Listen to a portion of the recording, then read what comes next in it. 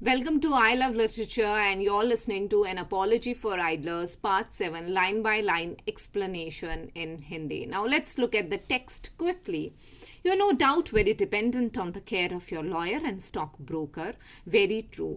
हम डिपेंडेंट होते हैं हमारे लॉयर पे, स्टॉक ब्रोकर पे. कैसे? लॉयर हमें बताता है कि हमारा जो केस है वो कितना प्रोग्रेस हुआ है, किस डायरेक्शन में जा रहा है, हमें कितने गवाहों की ज़रूरत है, किस तरीके के एविडेंस की ज़रूरत है. एंड हम स्टॉक ब्रोकर पे हम स्टॉक ब्रोकर पे भी डिपेंडेंट होते हैं, क्योंकि स्टॉक ब्रोकर हमें पहले अभी तो नहीं बताया करते थे कि हमारे स्टॉक ने कितना प्रोग्रेस किया है, हमने जिस इक्विटी में लगाया है वो कितना परसेंट बढ़ा है, कितने परसेंट बढ़ने के चांस हैं, ईयरली क्या रिटर्न दे रहा है हमें, और उस स्टॉक में लगाना चाहिए या हमें कुछ और जगह इन्वेस्ट करना चाहिए. Of the guards and signal man who convey you rapidly from place to place. ये आप समझते हैं कि गार्ड हमें बताता है, हरी झंडी लाल झंडी दिखाता है. उसी तरीके से सिग्नल मैन जो हमें रोकता है और सिग्नल दे के हमें जाने के लिए बोलता है. And the policeman who walk the streets for your protection. और पुलिसमैन जो पेट्रोलिंग करते हैं हमारे लिए, ट्रेन में करते हैं, जो बहुत क्राउडेड प्लेसेस होते हैं वहाँ पे करते हैं. But is there not a thought of gratitude in your heart for certain other benefactors who set you smiling when they fall in your way. तो यहाँ पे राइटर हमें बोलता है कि आपके दिल में कोई ग्रैटिट्यूड नहीं है, उन लोगों के लिए फीलिंग नहीं है क्या, उन लोगों के लिए जो आपको हेल्प करते हैं. कैसे? बेनिफैक्टर्स मतलब people who actually help you. How? Who think good for you. How do they help you? By just smiling at you. Who set you smiling when they fall in your way, है ना. जो आपको smile करा देते हैं because they smile at you, और वो कुछ ऐसा फनी करते हैं, चलते चलते हाय बोल देते हैं आपको, या जो भी people who are very friendly. और उन लोगों के लिए आप क्या सोचते हैं, आपकी क्या फीलिंग है? आपकी अच्छी फीलिंग नहीं है, ग्रैटिट्यूड नहीं है आपके दिल में उन लोगों के लिए. Who season your dinner with good company. Season मतलब आप के डिनर मतलब आपने एक महफिल दी है, आपने एक पार्टी दी है घर में, और उस महफिल को वो सीजन कर देते हैं, मतलब सजा देते हैं अपनी गुड कंपनी से. फॉर एन एग्जांपल, अगर मैं अपने घर में पार्टी रखती हूँ तो उस पार्टी में जो लोग सुपर बिजी हैं वो लोग बहुत लेट आएंगे, बट जो रिटायर्ड हैं या जो लोग ओल्ड एज के हैं या जो बच्चे हैं वो थोड़ा जल्दी आ जाएंगे because they have time in hand, और वो आके मेरी महफिल को अच्छा सजाएंगे, मुझे कंपनी देंगे, मेरे साथ बैठेंगे, उनके पास टाइम है बातें करने के लिए. उसी तरीके से and people who are extremely busy and people who are extremely knowledgeable. Sometimes knowledgeable का मतलब होता है कुछ लोग जो वर्ल्डली वाइज भी होते हैं, दे आर वेरी क्रिटिकल, है ना. वो आप कुछ भी उन्हें बताएंगे तो वो आप में कमियां निकालेंगे, ऐसा थोड़ी होता है, ऐसा कर लो वैसा कर लो. बट कुछ और लोग वो आपकी बात को सुनेंगे और बोलेंगे हाँ बच्चे जो अच्छा हो वो करना, something like that. So these people actually make you feel happy. उसके बाद यहाँ पे राइटर एक्सक्यूज मी यहाँ पे राइटर कर्नल न्यूकम हमें एक हमारा जो एसेइस्ट हैं वो हमें एक विलियम मैक्निस टैकरे का नॉवल है द न्यूकम्स, उसका बहुत ही नाइव, बहुत ही अच्छा कैरेक्टर है, उसके बारे में बताते हैं और बोलते हैं कि colonel Newcome help to lose his friends money. Fred Bayham जो कि सेम नॉवल का कैरेक्टर है, had an ugly trick of borrowing shirts and yet they were better people to fall among than mister Barnes. Mister Barnes एक not so good character है who use to back stabbing other characters. तो बोलते हैं कि ये जो अच्छे people हैं, गुड पीपल हैं, और ये जो बैड पीपल है इससे ये बेटर है. हालांकि इनको colonel Newcome spent most of his time in India and he was not that worldly wise in England, he was not that England wise, you know. उनको ऐसी इंग्लैंड की जो कनिंग ट्रिक्स होती थी वो नहीं आती थी. But these people actually make you feel happy. Then people like you know mister Barnes who actually who are very cunning and जो दूसरों का सिर्फ बुरा ही बुरा और अपना ही अपना सोचते हैं. And though Falstaff was neither sober nor very honest, I think I could name one or two long faced Barabbases whom the world could better have done without. Very true. Falstaff, John Falstaff William Shakespeare का बहुत बहुत famous character है, इतना famous और इतना अच्छा character है कि लोगों ने उसे इतना पसंद किया कि विलियम शेक्सपियर ने इस कैरेक्टर को अपने 3 प्ले में, in his 3 plays he introduced this character, and he was a very jolly character who used to play good tricks on others, who was who was not a very sober and very honest. He used to lie also, but then he's a very light-hearted character, who makes his audience smile, who makes his audience actually laugh their heart out. I think I could name 1 or 2 long face. Characters like John Falstaff is much better than characters like Barabbas. Here, अपने गुस्से को निकालते हुए essayist has written 2 long-faced Barabasses. Barabbas is also a very famous antagonist of the play The Jew of Malta by Marlowe. आपको ये play पढ़ना चाहिए, बहुत अच्छा प्ले है, बहुत इन डेप्थ स्टडी हो सकती है इस प्ले की. If you get a chance please do read this play.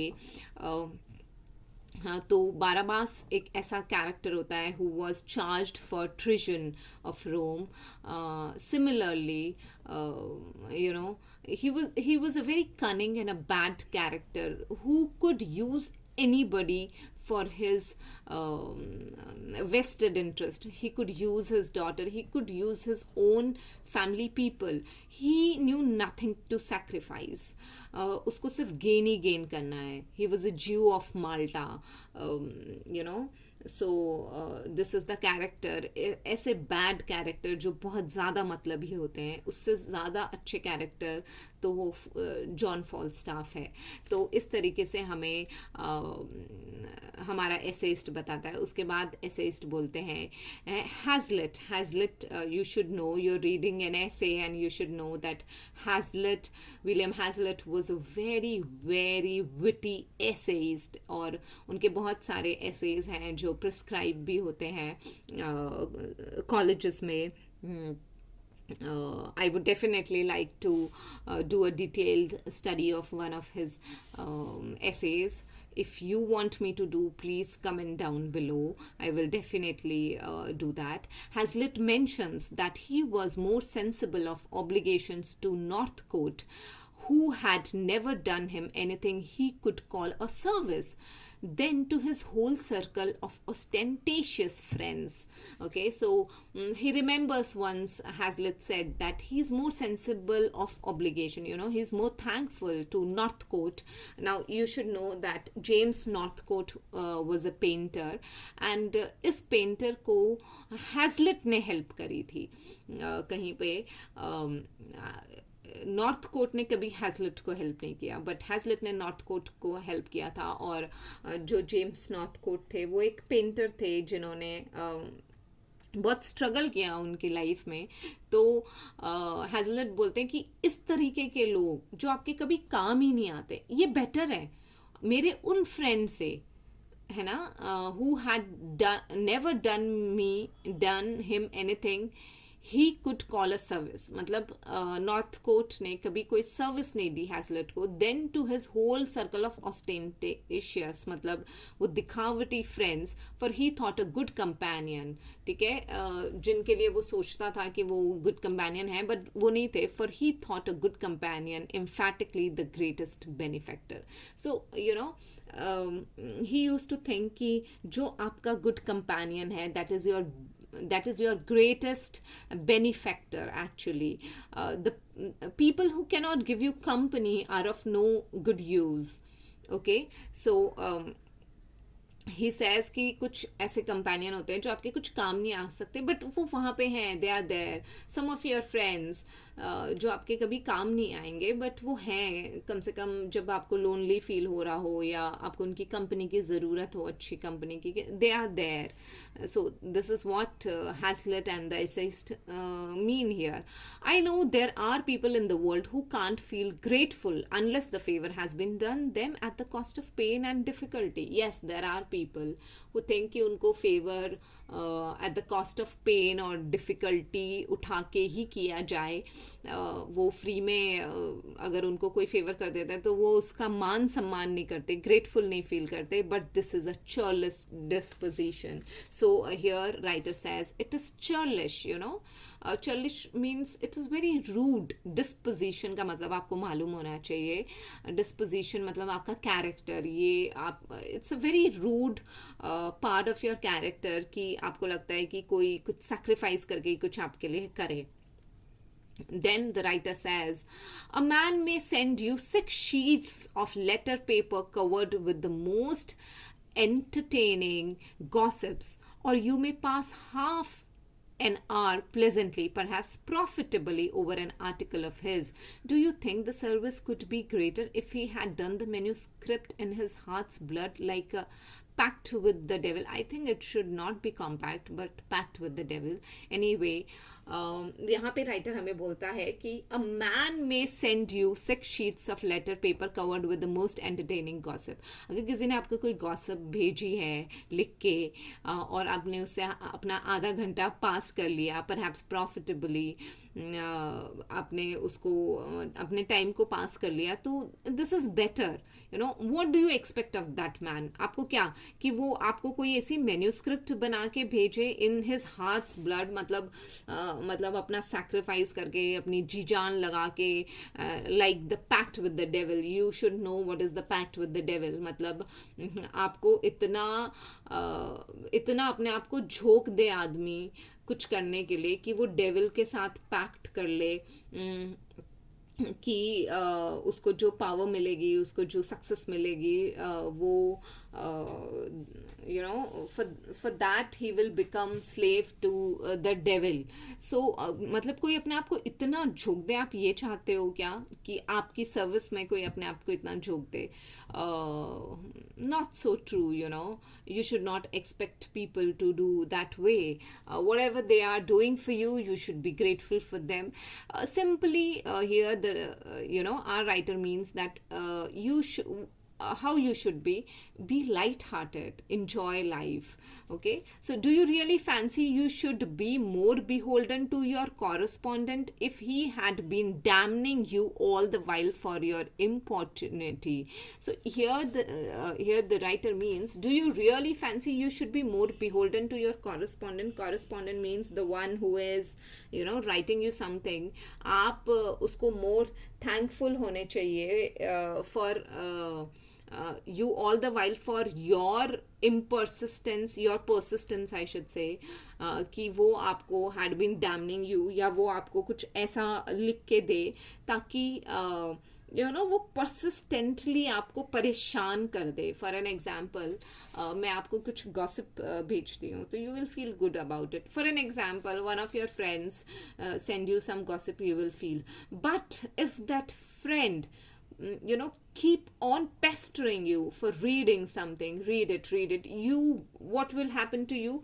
You will definitely become irritated. Okay, your nature will go irritable. You will be irritated to do that. So never pester somebody, never expect somebody to pester you so much. That's what the writer says here. And opportunity means persistence. After that, writer says pleasures are more beneficial than duties because, like the quality of mercy, they are not strained but they are twice blessed. Very true. Pleasures are more beneficial than duties. Okay, pleasure से हमें ज़्यादा benefit होते हैं, ज़्यादा फ़ायदे होते हैं duties के बदले. अगर कोई अपनी ड्यूटी निभा के कुछ आपके लिए करता है तो वो आपको आपके लिए ड्यूटी अपनी पूरी कर देगा बट आपको प्लेजर नहीं देगा, है ना. और अगर कोई प्लेजर के साथ आपके लिए कुछ करता है, जैसे फॉर एन एग्जांपल आपकी मदर आपके लिए खाना बनाती हैं और वो अपनी ड्यूटी समझ के बनाती हैं, तो आपको उतना मज़ा नहीं आएगा, बट अगर वो उसे अपनी खुशी समझ के बनाते हैं तो you will enjoy that food more. Like the quality of mercy. So the same thing, pleasures are more beneficial than duties because like the quality of mercy they are not strained. You know, quality of mercy मतलब mercy किसी की duty नहीं होती, mercy अंदर से आती है. दया जो होती है ना, वो किसी की ड्यूटी नहीं होती, वो अंदर से आती है. They are not strained. ठीक है, वो किसी की रिस्पॉन्सिबिलिटी नहीं है, उसके लिए किसी को झोंकना नहीं है. They are twice blessed. You should understand what does this mean. You know, it is a beautiful sentence. They are twice blessed. How they are twice blessed? कि जो मर्सी है that's a quality of God. दया जितनी ईश्वर के पास है, जितनी God के पास है, यू कैन से भोलेनाथ के पास है, अल्लाह के पास है, उतनी दया किसी के पास नहीं है. तो वो दया जो है, जो गॉड के पास है, उस दया को आप वो जो दया है वो किसी इंसान को देता है. ईश्वर, गॉड किसी इंसान को देता है. और वो जो it is little difficult to make you understand. Okay, mercy, दया is a quality of God. ये भगवान का कहना है.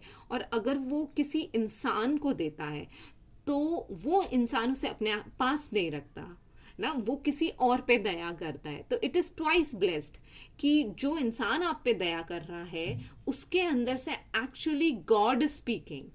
I think it is clear. That's why it is said that they are twice blessed.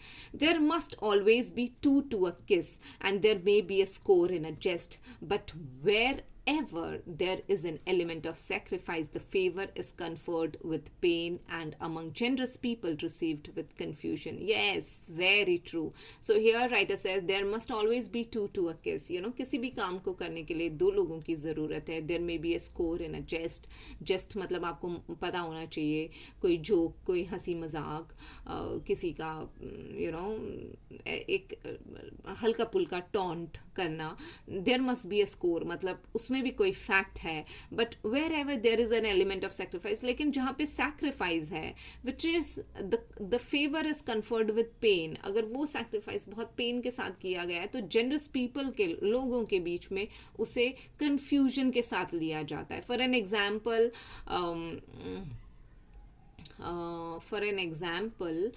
Policeman को डंडे लगाने बहुत ज़रूरी हैं जब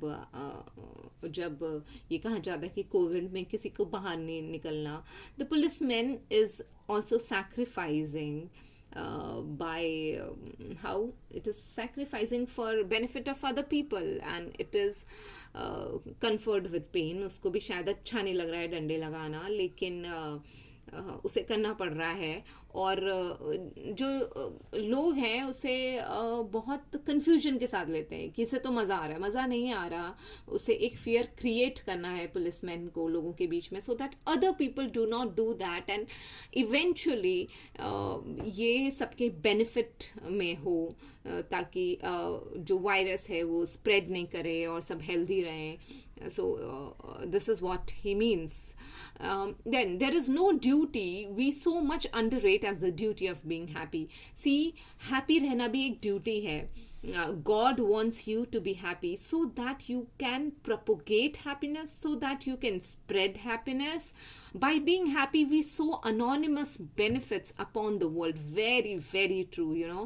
अगर आप खुश रहते हैं तो आप anonymous, मतलब आप जानते भी नहीं हैं, आप उस तरीके के benefits आपको मिलते हैं. आप खुश रहते हैं तो आप सामने वाले को खुश रखते हैं, सामने वाले को खुश रखते हैं तो वो in chain और किसी को खुश रखता है. आपका पूरा एम्बियंस अच्छा हो जाता है. जैसा आजकल लोग बोलते हैं गुड वाइब्स, तो वो वाइब्स किसी ना किसी से आती है. That vibes, good vibes has its origin in happiness. Okay, which now by being happy we sow anonymous benefits upon the world which remain unknown even to ourselves, और जो हमें भी नहीं मालूम होते हैं कि क्या बेनिफिट उसके हो रहे हैं. और when they are disclosed surprise nobody so much as the benefactor. और जब हमें पता लगता है कि उसके इतने अच्छे बेनिफिट हुए हैं तो वो हमें नहीं, सिर्फ हमें नहीं, बट उस बेनिफेक्टर को भी surprises nobody so much as the benefactor, you know, the person who actually is happy, उसको भी वो फायदे करते हैं और उसको भी वो इतना सरप्राइज करते हैं जितना कि कोई और सरप्राइज नहीं हुआ हो. The other day a ragged barefoot boy rain down the street after a marble. एक दिन एक रैग्ड, फटे बुरे हाल में कपड़ों में और नंगे पैर, बेयरफुट अ बॉय, एक बच्चा, रैन down the street after a marble, एक मार्बल के पीछे भागा. ये मार्बल संगमरमर का पत्थर नहीं है. This marble is those marble balls जिसे हम कंचे बोलते हैं. with so jolly an air, you know, इतना खुश था वो, that he set everyone he passed into a good humor. कि वो जहाँ से निकल रहा था, जिस खुशी से वो उसे कंचे के पीछे भाग रहा था, वो इतना खुश था कि उसने उसके रास्ते में आने वाले सभी लोगों को खुश कर दिया. One of these persons who had been delivered from more than usual black thoughts stopped the little fellow and gave him some money with this remark, you see what sometimes comes of looking pleased.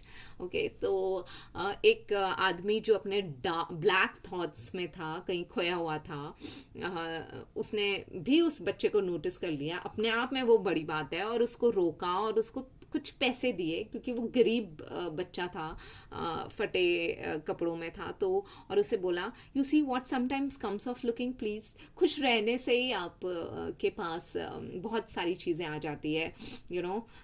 उसके पास पैसे आ गए, उसके पास कमाई आ गई. और जो लोग खुश रहते हैं ना, उन्हें सब पसंद करते हैं, सब चाहते हैं उनकी कंपनी. लेकिन जो लोग खुश नहीं रहते, जो हमेशा क्रिटिसाइज करते हैं, people who are always critical of something or other, everybody wants to avoid them. Okay, ऐसा अगर कोई टीचर भी है या प्रोफेसर भी है, तो आप नहीं चाहते कि वो कॉलेज आए. अगर उसने छुट्टी कर ली है तो आपको बहुत अच्छा लगेगा, कितना भी अच्छा वो पढ़ाता हो. I can so much relate to it. Anyway, so here यहाँ पे राइटर बोलता है, who had been delivered, so he says to him, you see what sometimes comes of looking pleased. If he had looked pleased before, he had now to look both pleased and mystified. Okay, so अगर वो पहले pleased दिख रहा था, तो अब वो मिस्टिफाइड भी है. This is for both, you know, this is for the child also, उसे भी हैरानी हो रही है कि ये आदमी क्या बोल रहा है, and that man is also mystified. Mystified का मतलब आपको मालूम होना चाहिए, such a basic word. For my part I justify this encouragement of smiling rather than tearful children. तो यहाँ पे राइटर अपने आप के बारे में बात करता है और बोलता है कि मैं रोते हुए बच्चों को कोई पसंद नहीं करता. रोते हुए बच्चों से ज़्यादा मैं उनके साथ खुश हूँ जो स्माइलिंग है. I do not wish to pay for tears anywhere but upon the stage. So true, you know, we are not ready to pay for tears, कहीं पे भी नहीं, but upon the stage. Obviously he is an Englishman, है ना. और हम stage पे अगर शेक्सपियर के कोई प्ले देख रहे हैं, कोई ट्रेजेडी देख रहे हैं, तो हम ट्रेजेडी के लिए definitely we would pay. And being a student of English literature, definitely you will pay, because you have learned that how tragedy purifies your emotions and all. So you will pay only. आपको लड़ाई झगड़े और आपको जो भी action scenes हैं, ये सब फिल्मों में अच्छे लगते हैं, रियल लाइफ में नहीं अच्छे लगते. So here writer says, for my part I justify this encouragement of smiling rather than tearful children. I do not wish to pay for tears anywhere but upon the stage, but I am prepared to deal largely in the opposite commodity.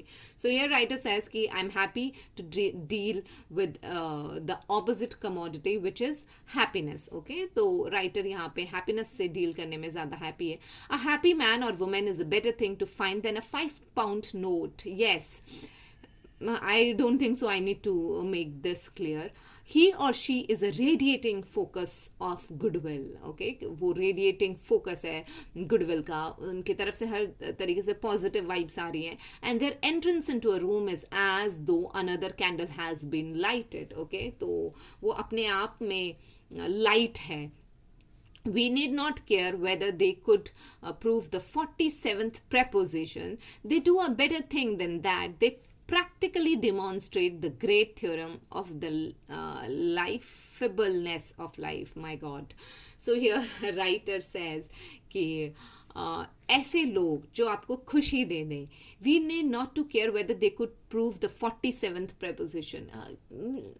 हम care नहीं करते कि ऐसे लोगों को बहुत ज़्यादा technically वो बहुत ज़्यादा साउंड हो, मतलब वो बहुत ज़्यादा पढ़े लिखे हों या बहुत इंटेलिजेंट हों. ये एक 47th preposition होता है मैथमेटिक्स में, वेयर स्क्वायर को आप प्रूव करते हैं कि वो 90 डिग्री से दिख रहा है, something like that. It's very technical. So here writer says they do a better thing than that, and these people are doing better thing than proving such theorems. They practically demonstrate the great theorem of the lifeableness of life. तो ये life की theorem को ज़्यादा बढ़िया तरीके से बताते हैं. This is more important. Life की थ्योरम ये है कि खुश रहिए.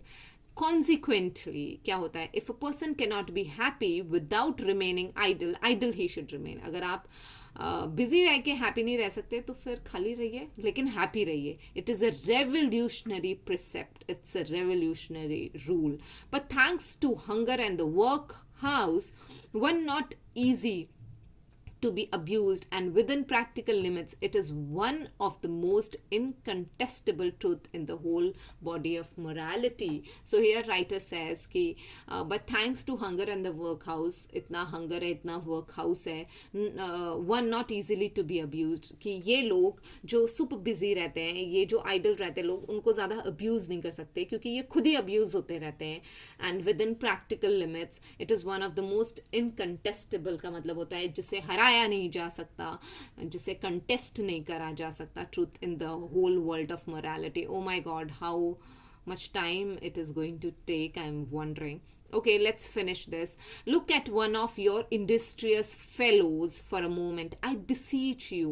है ना, आपका एक industrious जो बहुत हार्ड वर्किंग फेलोज हैं आपके, उनमें से किसी एक फेलो की तरफ देखिए. I beseech you, मैं बेग करता हूँ आपको. He sows hurry and reaps indigestion. वो इतना जल्दी में रहता है कि he reaps indigestion. He cannot do anything properly. He puts a vast deal of activity out to interest and receives a large measure of nervous derangement in return.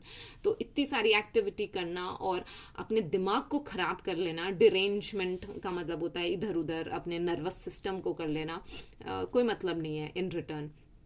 Either he absents himself entirely from all fellowship or lives in a recluse in a garret. ठीक है, तो ये लोग या तो बिल्कुल ही absent हो जाते हैं अपने फ्रेंड्स से, अपने फैमिली के बीच में, अपने ग्रुप के बीच में, है ना, एब्सेंट रहते हैं ये, और lives in a recluse in a garret, और एक छोटे से कमरे में जो छत के मतलब जो एकदम ऊपर होता है उसे हम गैरेट बोलते हैं, और उसमें रिक्लूज रहते हैं, अकेलेपन में रहते हैं. With carpet slippers.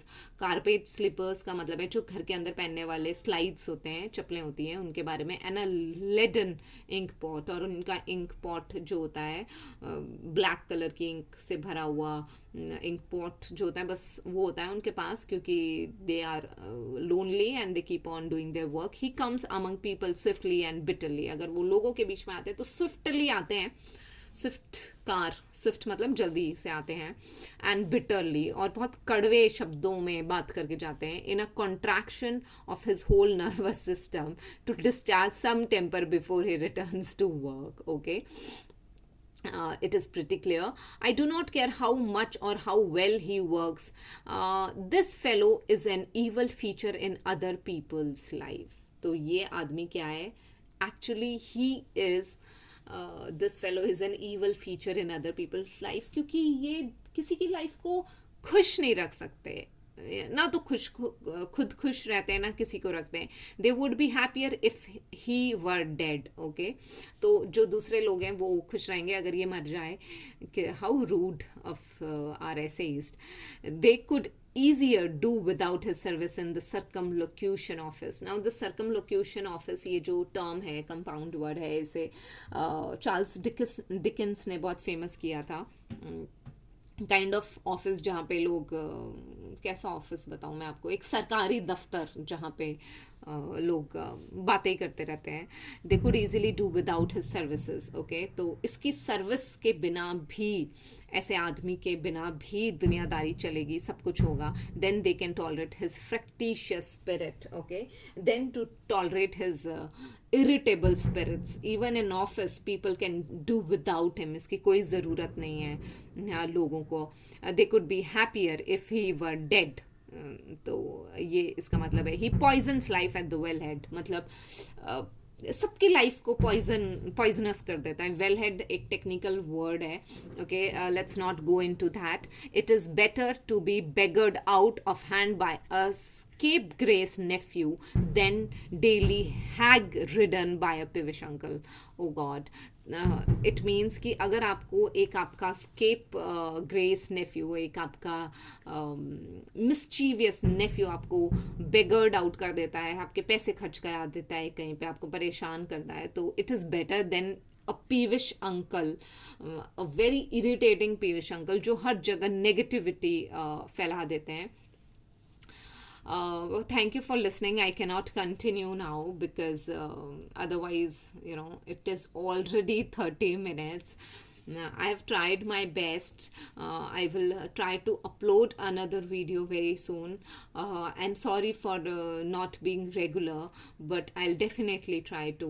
And if you want to, after finishing it, it is not much left now. Very small portion is left behind. After finishing it, if you want to learn something else, please do let me know. Comment down below. I'll try to do that. Thank you for listening.